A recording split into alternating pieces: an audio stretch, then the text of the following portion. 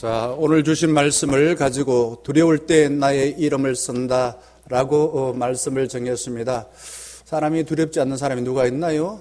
두려우면은 지푸라기도 잡고서 물에서 빠져나오려고 한다라고 하는데, 나이가 들면 들수록 두려움이 자꾸만 생깁니다. 왜 그럴까? 세상을 잘 알기 때문에 그러하기도 하지만은 내 삶이 언제 마지막이 될지 몰라서 두렵기도 하다라는 것입니다. 두려움이라는 것은 참 우리에게 어쩔 수 없이 다가오는 것이지만은 이걸 잘못 해결하여서 인생을 참 낭패에 이르는 경우들이 상당히 많다 볼 수 있습니다. 자, 우리나라의 은둔 청년, 숨어서 지내는 은둔 청년이 51만 명이라고 통계에 나와 있습니다. 자, 은둔형 청년이 도대체 어떤 사람인가? 3개월 동안 스스로 밖에 나가지 않고 방에 갇혀서 음식을 시켜 먹고 게임을 즐기고 사람을 만나지 아니하고 생활하는 사람들을 은둔형 청년이다라고 합니다. 이유가 뭘까? 경기 침체와 불황으로 대학 졸업자들은 많은데 취직이 잘 안 됩니다. 부모들의 기대는 하늘만큼 높습니다. 소득이 높아지면서 모두의 욕망은 무한 자유를 누리고 싶다. 내가 하고 싶은 대로 다 하고 싶다. 자, 이런 생각들을 합니다. 그리고 또 삶을 돌아봤을 때는 어려서부터 부모나 형제, 친구와 잘 어울리지 못하고 혼자 지낸 경우가 많았었습니다. 그리고 또한 은둔형 청년은 주로 보면은 학교에서나 가정에서 이제 폭력의 희생자인 경우가 많다라는 것입니다. 그런데 누구도 위로해 줄 자가 없고, 그러니 자기 힘으로, 자기 방법대로 위로하다 보니까 결국은 거식증이라든지 비만증, 대인공포, 인격장애, 우울증, 자기 혐오, 응습바지와 같은 퇴행적인 행동을 하고 때로는 공격적인 성향을 가진 사람들이 많아진다라는 겁니다. 제가 이전 교회에서 목회할 때 동네에서 가게들을 열 때에 그 사람들의 그 이유를 대충 들어봅니다. 그러면은 가게를 은퇴하기는 했는데 은퇴 자금 가지고서 갑작스럽게 준비하지 아니하고 가게를 열었다가는 한 6개월도 버티지 못하고 문을 닫는 모습을 보고서 참 마음이 안타까웠습니다. 그 은퇴 자금 갖고 그냥 돈 못 벌고 다 써버렸으니까 앞으로 어떻게 하나. 참 마음이 아프기도 하고 그 사람 봤을 때에 어떻게 위로해 주고 싶은 마음이 많이 들었습니다. 우리는 빨리 변하는 세상에 살기 때문에 살아남기가 참 힘듭니다. 옛날에는 농경사회는 농사만 지으면 되는데 지금은 옛날에 제가 학교 졸업하고서 대학 들어갈 때는 공무원이 쉬웠어요.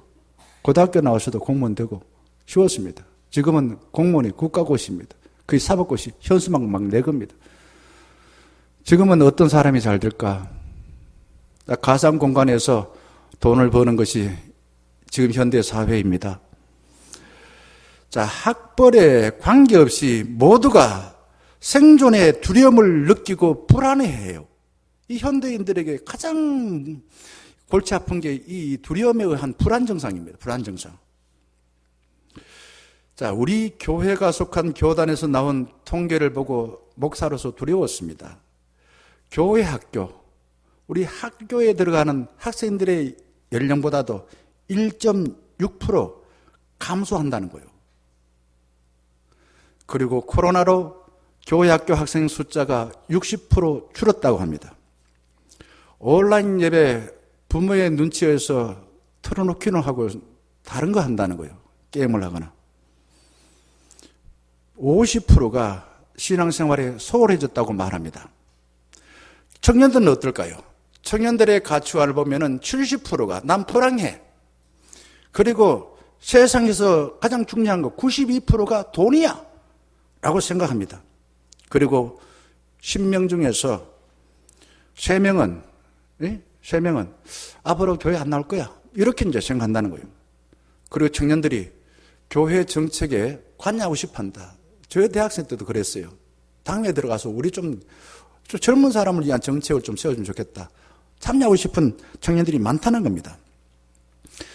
저는 이런 통계와 또 우리 교회 현실을 봤을 때에 우리 교회만의 문제는 아니지만은 젊은 사람들이 점점 줄어드는 것을 생각할 때에 참 두렵습니다. 어떻게 목회해야 되나? 두려워요. 두려움은 하나님을 떠난 사람에게 보편적, 누구에게나 나타나는 정상이라고 말합니다. 자, 인간의 보편적인 유형인 아담이요. 하나님께서 금지한 선악을 알게 하는 열매를 따먹은 뒤에 숨어버렸어요. 그때에 하나님이 아담을 찾아와서 아담아, 어디에 있느냐라고 물었습니다. 그때 창세기 3장 10절 말씀 보게 되면은 아담이 이렇게 대답해요. 빨간 글씨로 쓰던 거 있죠?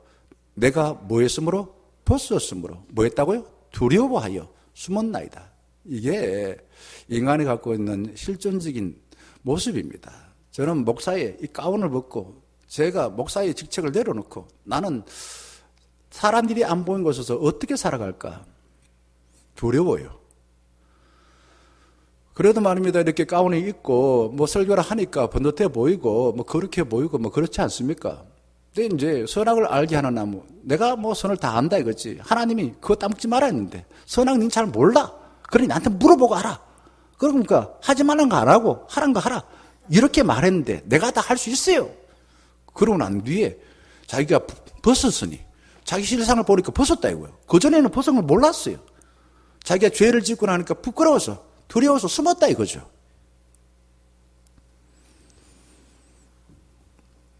하나님과 관계가 깨어지면은 누구나 자기의 실체가 드러날까 봐 두려워합니다. 내 뜻대로 되지 않을 때에 두려워서 단박에 해결을 하려고 센 약을 주세요. 우리가 요즘은 덜 합니다. 옛날에는 감기 걸리면은 약국에 가서 그럽니다. 네요, 이거 감기인데요, 좀 약 세게 주세요. 이런 이야기합니다. 그건 옆에다 뭐라 썼냐 하면은 약 먹으면은 7일 만에 낫고 약 안 먹으면은 열흘 만에 낫는다. 이런 거예요. 근데 우리나라 사람들이 그런 거예요. 이 두려움, 감기라는 두려움을 없애기 위해서 센 약을 달랍니다. 센 약을 먹으면 좋습니까? 그리고는 두려우니까 구술을 합니다. 두려우니까 당장 문제를 해줄 것 같은 사이비의 달콤한 유혹에 빠진 사람이 점점 많아집니다. 그런데 하나님은 우리에게 단답을 주지 않아요. 이렇게 하라. 단답을 주지 않아요. 단답을 주는 것은 대부분 가짜입니다. 그래서 말씀을 묵상해야 되고 깊이 생각을 하지 않고는 하나님이 우리에게 주신 답을 얻기가 어렵습니다. 75억의 인구가 있습니다. 하나님께서는 인간으로서의 보편적인 기대도 있지만은 사람마다 각각 기대하는 게 달라요. 그게 자기의 삶인 것입니다. 제 삶이 있는 것이고 저 뒤에 있는 현정자매의 삶이 있는 것이지. 현정자매의 삶, 제가 닮아갈 부분도 있지만은 똑같이 살 필요가 없습니다. 하나님께서 나에게 주신 삶이 뭔가? 보편적인 인간으로 삶을 사는 것은 맞지만은 내 삶을 찾아야 돼요. 두려움이라는 것은 양면적인 모습이 있습니다. 두려움을 극복하기 위해 안전을 만들기 위하여서 노력하다 보니 내 삶이 발전하고 문명도 발전하는 건 맞아요. 다른 한편으로는 두려우면은 그 두려움을 자기 힘으로 해결하려고 만들어 놓은 동굴 깊숙이 들어갑니다. 계속 동굴 속에 들어가서 안 나와요, 안 나와. 그리고는 퇴행적인 어린애 같은 모습을 합니다. 어린애 같은 모습. 아브라함 두려웠습니다. 1절 말씀 하나님이 아브라함에게 뭐라고 말씀하십니까? 두려워하지 말라고 권면하십니다. 그리고 뒤에는 하나님이 약속하십니다. 성경에 보게 되면 두려워하지 말라는 말이 한 365번 정도 나옵니다. 왜 그럴까? 우리가 너무 두려워하니까 매일매일 365일 동안 하나님의 말씀을 기억하고 주와 함께 동행하여서 살라는 그런 뜻이겠죠. 두렵지 않는 사람은 없습니다. 저는 하루에도 수십 번 두렵습니다. 두려울 때 무엇을 의존하느냐에 따라서 내 삶이 결정되는 것입니다. 환경이나 부모에서 결정되는 게 아니라 내가 무엇을 선택하느냐가 내 삶을 결정한다는 겁니다. 아브라함이 두려워하는 외면상의 이유가 뭡니까? 1절 말씀해 보게 되면 이렇게 시작합니다. 이후에 이게 단순한 게 아니에요. 14장에 어떤 일이 있었길래 이후에 아브라함이 두려워했습니까? 아브라함은 가나안에 14년 보게 되면은 가나안에 5 연합군에 붙잡힌 조카 롯을 구출하기 위하여 자기 집에서 양육한 318명의 군대를 끌고 가서 롯을 구출해 왔습니다. 도저히 그 연합군이 이길 만한 군사력이 되지 못했는데 하나님의 은총으로 정말 이긴 거예요. 자, 전쟁에서 승리하고 나니까 이런 생각이 들었습니다. 저 연합군이 나를 잡으러 오면 어떻게 하나? 나는 이제 죽었다. 그래서 장막에서 혼자 두려움에 빠져 떨고 있었던 것입니다. 아브라함은 작은 부족, 한 부족에 불과했습니다. 그러니 돌아보니까 5 부족은 대단한 부족이었어요. 내가 어디에서 그런 용기가 나서 까불었을까? 이런 생각이 든 거예요. 하나님의 은혜가 아니라 자기의 능력을 생각하니까 두려움을 가질 수밖에 없었습니다. 과거에 경험한 하나님의 은혜는 과거이고 옛날에는 옛날이고 지금은 나와 연합군을 비교해 봤을 때에 도저히 게임이 안 된다 이거죠. 그래서 두려웠던 것입니다. 인간은 영적인 건망증에 쉽게 빠집니다. 출애굽기를 보거나 인생을 살면서 느껴요. 그래서 우리가 개구리가 올챙이 시절을 모른다라고 말하지 않습니까? 그래서 사람을 말할 때에 부모의 은혜를 알게 되고 나도 부모에게 잘해야지 50대 좀 되어지면은 부모님은 돌아가시고 안 계시더라 이렇게 말합니다. 인간이 얼마나 영적 건망증에 쉽게 빠집니까? 그러면 그거는 그냥 건망증만의 문제가 아니라 과거의 은혜를 잊고 현재는 하나님이 나와 함께하지 않는다라는 생각에 내가 두려움에 빠져 살아간다는 겁니다. 우리의 역사를 봤을 때도 과거 일본 제국주의 침략 속에 또한 6.25 남북 전쟁 가운데 보릿고개 속에 우리는 숱한 죽음의 고비를 넘길 때에 하나님께서 우리와 함께 하셨고 지켜주셨고 버리지 않고 돌봐주셨다라는 사실을 우리는 고백합니다. 그런데 현실에서는 자꾸 잊어버려요.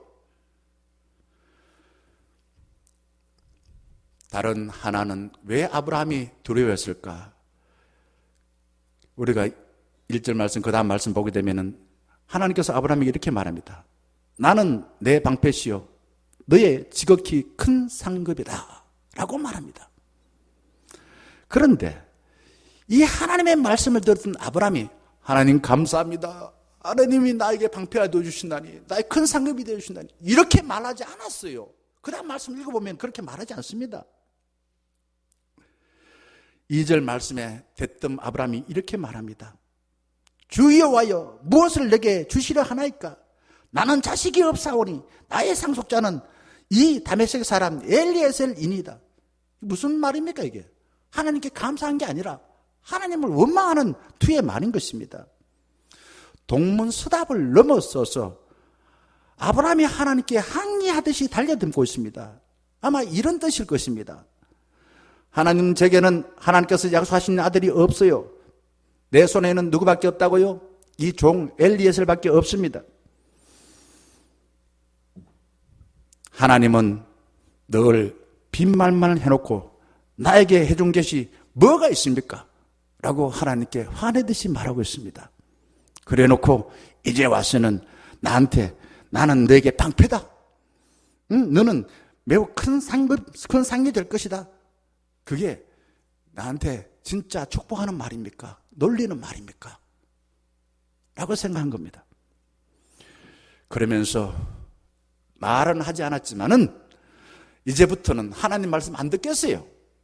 내 생각대로 내 손에 있는 이 엘리에셀을 통해서 나의 후손을 잇겠습니다. 라고 말하지 않았을까? 말하지 않았다면 생각하지 않았을까? 하는 겁니다. 여러분, 아브라함의 심정이 좀 이해되십니까? 내가 만약에 아브라함이라면 하나님 감사합니다. 감사합니다. 이렇게 했을까요? 신앙생활을 오래 해도 내 삶이 나아지지 않고 나이가 들어서 몸이 약해지고 혼자 되는 것 같을 때에 무슨 생각이 드십니까? 두려우면은 내 손에 있는 내 힘으로 나의 방법대로 문제를 해결하려 하지만은 잘 안 돼요. 안 돼. 병원 가도 안 되고 말이에요. 사람마도 안 되고 말이에요. 교회 나가서 기도해도 안 되는 것 같고 말이에요. 죽느냐 사느냐 하는 위기를 만나게 되면은요, 이 모든 동물이나 식물은 저절로 종족 번식의 본능이 생긴다는 겁니다. 예를 들어서 공해가 심하면은 소나무에 솔방울이 자꾸 많이 생긴대요. 왜? 죽을 것 같으니 공해에서.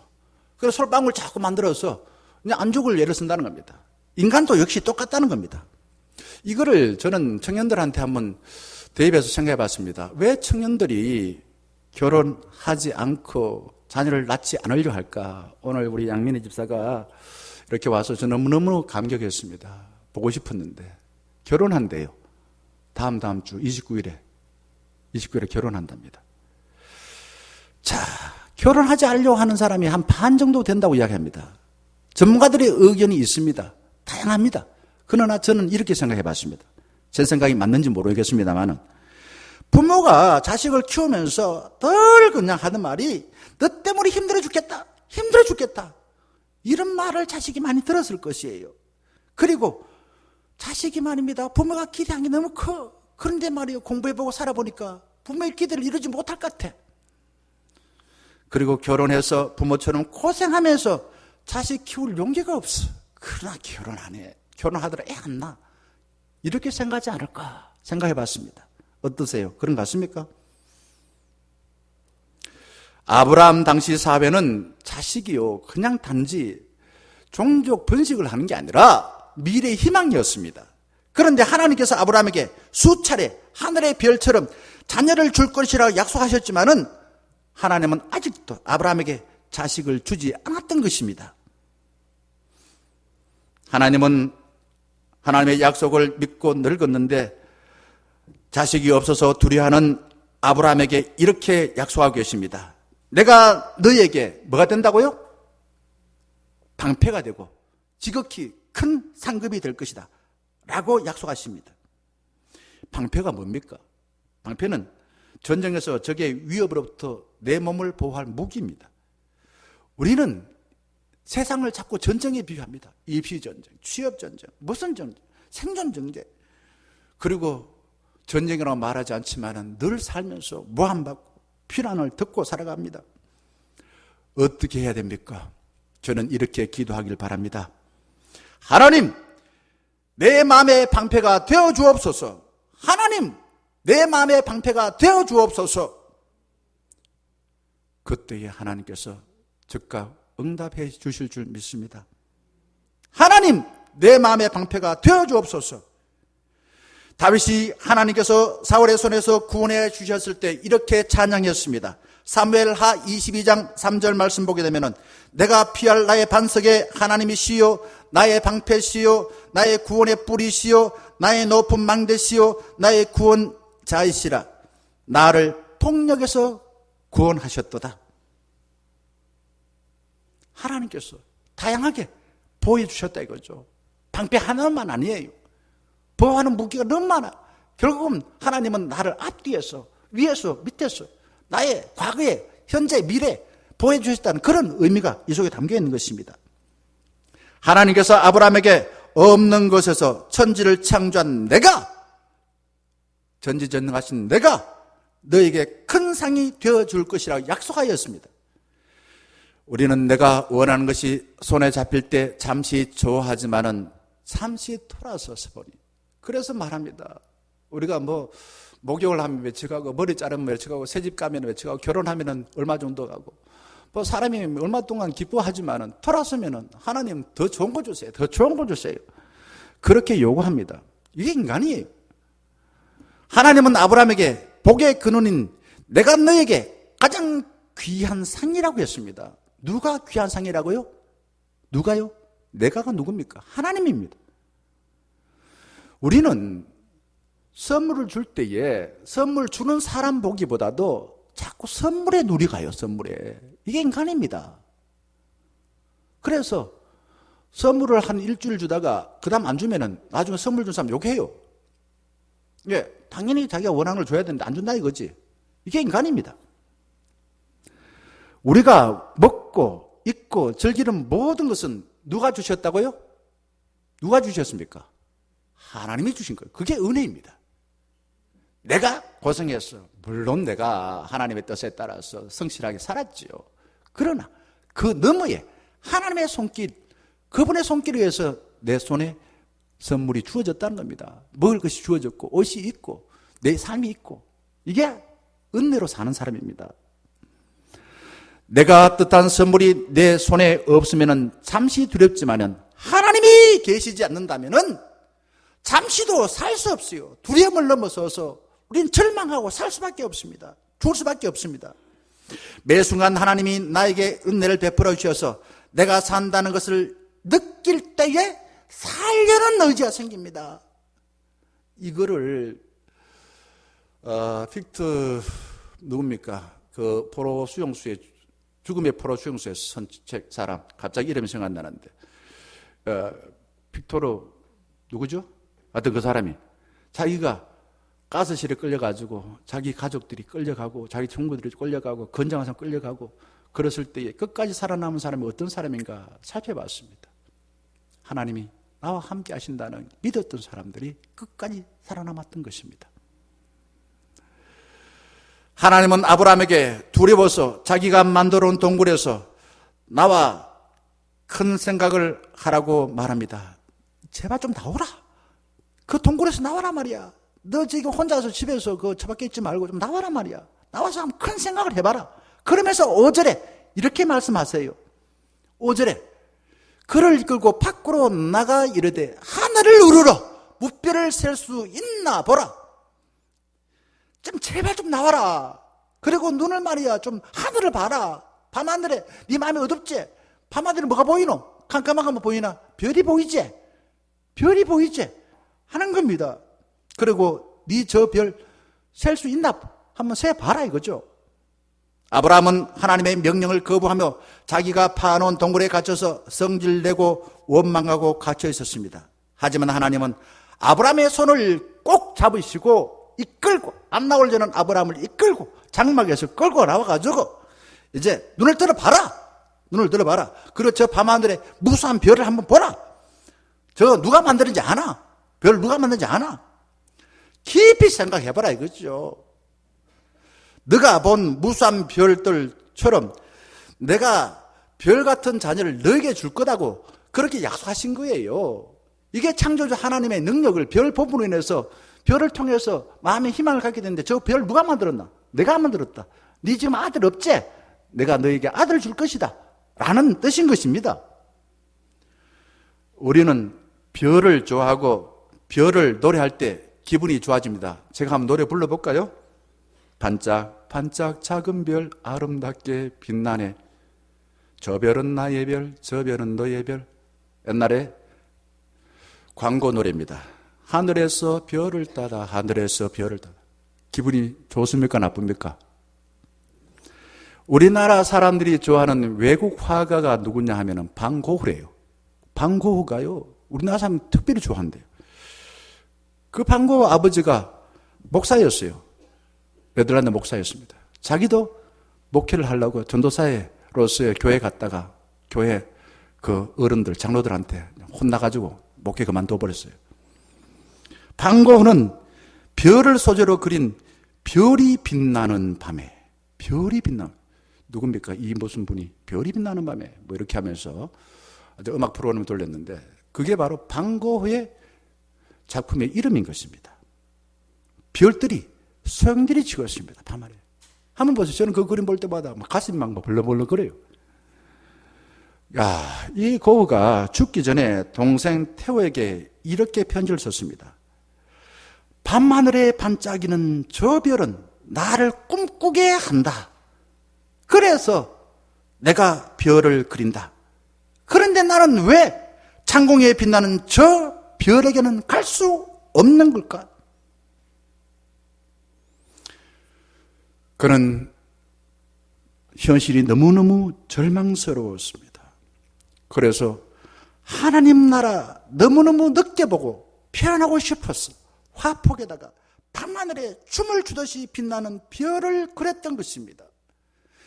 현실이 두려워서 하나님을 너무너무 사모하고 하나님 나라는 어떠할까? 별을 통해서 하나님의 그 사랑과 마음을 화폭에 담았다라는 겁니다. 또 한 분, 시인을 한번 말씀드려볼까 합니다. 우리나라 사람들이 좋아하는 시인이 누구입니까? 뭐 사람마다 다르겠지만은 아마 윤동주 시인을 좋아할 겁니다. 그의 아버지는 장로였습니다. 그의 외삼촌은 목사였습니다.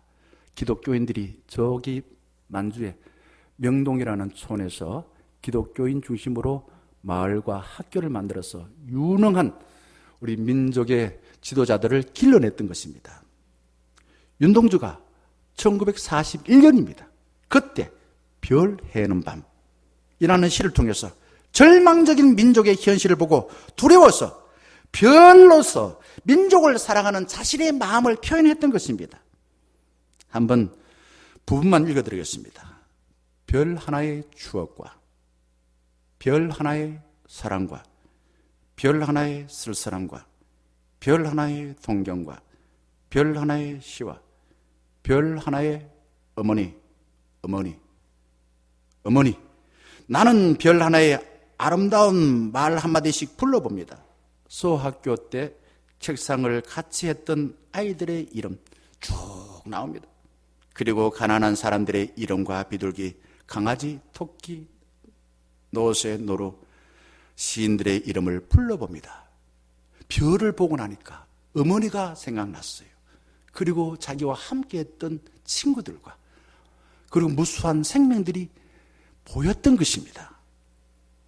우리가 착각하고 있는 것이 몇 가지 있는데 그 중에 대표적인 것은 낮에는 멀리 볼 수 있고 밤에는 보이지 않는다는 것입니다. 과연 그럴까요? 다릅니다. 밤이 되어 보면은 어두워서 아무것도 보이지 않는 것 같지만은 그때서야 비로소 가장 중요한 것이 보이는 것입니다. 밤이 되어봐야 절망스러울 때야 눈을 들어서 도움이 어디서 오는가 하는 것을 알고 하나님이 눈에 들어온다라는 것입니다. 우리는 외롭지 않아서 별을 보지 않는 것이 아니라 외로움을 느끼지 못할 정도로 외롭게 사다 보니 하나님께서 만들어 놓은 밤하늘의 별을 보지 못하고 있는 것은 아닐까요? 하나님이 우리를 떠나서 절망하는 것이 아니라 우리가 하나님을 버리고 두려움에 빠져서 절망하는 것은 아닐까요? 하나님보다 당장 내가 내 마음대로 즐길 수 있는 짜릿한 즐거움에 빠져서 그것이 나의 방패가 되어줄 줄을 알고 살아왔지요.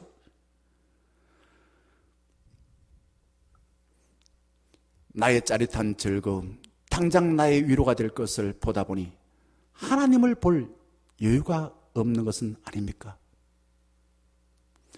두려움을 감추기 위해 더 짜릿한 쾌락에 빠져서 허우적거리고 있는 것은 아닐까요? 저는 새벽 기도를 나올 때마다 매번 그렇게 생각하지는 못하지만 의지적으로 그렇게 하려 해요. 공기가 어떠한가? 그냥 단지 춥다 아니라 참 사람이 없는 데라서 사람의 입에서 나오는 또한 저 자동차에서 나오는 매연가스가 없어서 그런지 공기가 선선합니다. 그리고 밤하늘의 별을 봅니다. 그때 하나님께서 저를 향해 사랑하는 것 같아서 참 좋습니다. 하나님이 저에게 이렇게 말씀하시는 것 같아요. 명환아, 내가 너를 얼마나 사랑하는지 아느냐? 그래서 저는 시편 8편을 좋아합니다. 시편 8편은 창조시입니다. 시편 8편은 여호와 우리 주여 주의 이름이 온 땅에 어찌 그리 아름다운지요. 찬양입니다. 주의 영광이 하늘을 덮었나이다. 사람이 무엇이기에 주께서 그를 생각하시니 이 인자가 무엇이기에 주께서 그를 돌보시나이까. 하나님이 돌보시고 내가 뭔데 하나님께서 돌봐주시냐 이거죠. 자기 뜻대로 되지 않아서 두려워하는 그 아브라함이 하나님의 손에 이끌려서 이제 해발 800m의 헤브론의 들판에 우뚝 서 있습니다. 밤하늘의 별을 오랫동안 자세히 바라볼 때에 그 별이 자기에게 쏟아지는 것 같아서 감격의 눈물이 왈칵 쏟아졌을 것입니다. 연합군이 자기를 복수할 것 같고 하나님이 약속하신 아들이 없다고 두려워하던 마음 깜짝같이 사라졌을 것입니다.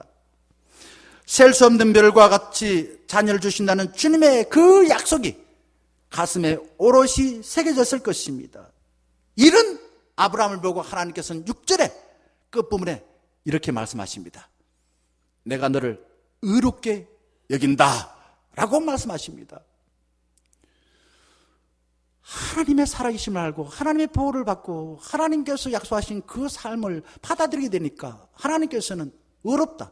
믿음으로 의롭다. 믿음이 뭐예요? 하나님의 약속하신 말씀을 받아들여서 살게 되니까 의롭다고 그렇게 인정해 줬다 이거죠.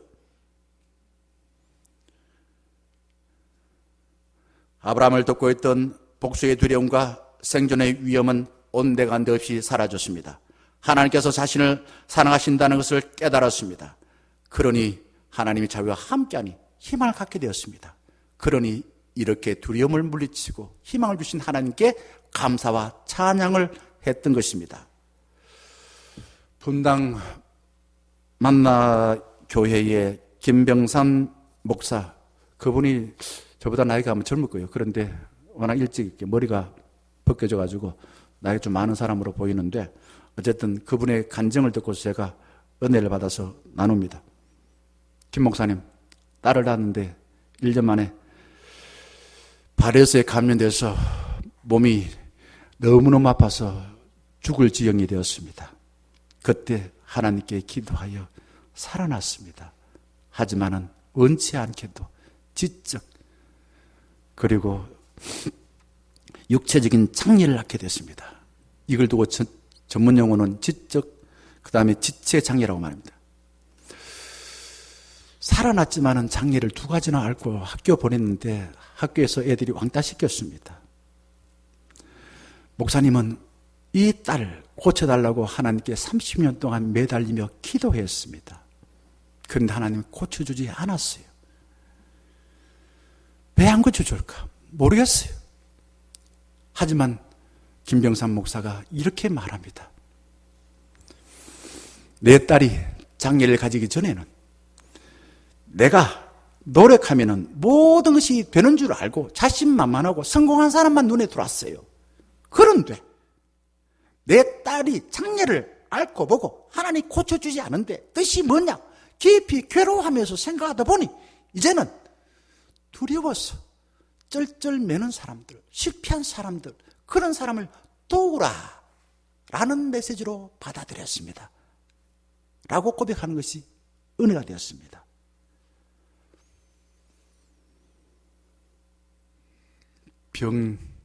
누가 그걸 원했겠어요? 누가 장애의 딸을 원했겠어요? 하나님께 기도하면 들어준다 했는데 왜 안 들어줬나? 목사님 깨달았습니다. 두려워하는 사람은 도우라. 그게 너 딸에게 준 장애를 준 뜻이야 라는 것으로 알아들었다 이거죠. 이성선 시인의 사랑하는 별 하나는 이렇게 노래하고 있습니다. 나도 별과 같은 사람이 될 수 있을까? 외로워 쳐다보면 눈 마주쳐 마음 비추는 그런 사람이 될 수 있을까? 될 수 있습니다. 될 수 있습니다. 별 같은 우리 청년가족 될 수 있습니다. 외로워서 쩔쩔매는 사람들에게 길을 비추는 별 같은 사람들이 될 수 있습니다. 사랑하는 청년가족 여러분, 힘드시죠? 현실이 구름이 잔뜩 낀 것 같아서 두려울 때가 많으시죠? 저도 지금 제가 하는 것이 잘 되고 있는지, 미래가 어떻게 될지 알지 못하여 두려워하여 정말 쩔쩔맬 때가 많습니다. 그러면은 내 힘으로 문제를 해결하려고 문고리를 잡고 있으니까 더 두렵더라고요. 여러분, 문을 활짝 여시고 창조주 하나님의 손을 잡으시고 지금 여기서 최선을 다하여 눈을 들어 하늘에 빛나는 별을 보시고 우리 성도님 빛나는 별과 같이 반짝반짝 빛나는 별이 되시길 바라겠습니다. 그리고 두려워하는 사람들에게 길을 비춰주시는, 길을 안내하는 별과 같은 삶이 되기를 주의 이름으로 간절히 축원합니다.